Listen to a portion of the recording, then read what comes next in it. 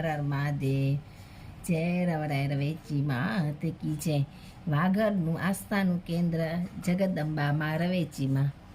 અખિલ બ્રહ્માંડની અધિષ્ઠાત્રીમાં રવરાય રવેચીનું વાગડમાં રવ ગામ પાસેનું સ્થાન લાખો લોકોની આસ્થાનું કેન્દ્ર છે.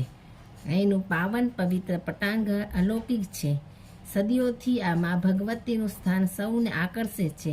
એમાં પણ છેલ્લા 3 દાયકાથી આ સ્થાનનો ખૂબ સારો વિકાસ થયો છે.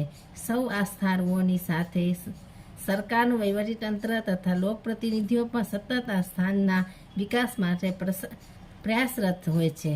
અનેક સંતો મહંતો આ સ્થાન માટે પોતાનું જીવન ખપાવ્યું છે.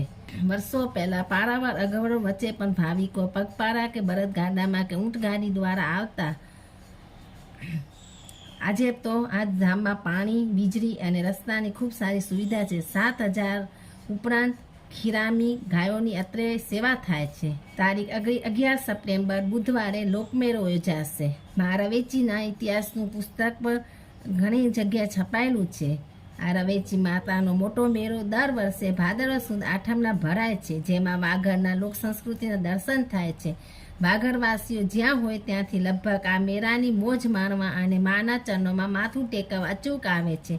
રાપરથી 15 કિલોમીટર, સામખિયારીથી 55 કિલોમીટર તથા ભચાઉથી રામવાવ, સુવઈ, સુદાણા થઈને 60 કિલોમીટર થાય છે. માતાજી રવેચીના 4 ધામ છે. રવ, ત્રંબો, જેસરા અને દાવડી ગણાય છે. આ ગામોમાં અનેક ભાવિકો દર અજવાળી આઠમે પગે ચાલીને માથું ટેકવવા આવે છે. આવો છે રવેચી માનો મહિમા. જય રવરાય રવેચી માત કી જય. જય શ્રી કૃષ્ણ. જય માતાજી. હર હર મહાદેવ. તમને એવી જ કથા, વાર્તાઓ, ધાર્મિક કંઈ પણ સાંભળવું હોય તો મારી ચેનલને લાઈક કરો, શેર કરો, સબસ્ક્રાઈબ કરો અને આગળ નવી કંઈ કથાઓ કે સાંભળવી હોય તો કમેન્ટ કરો. હર હર મહાદેવ.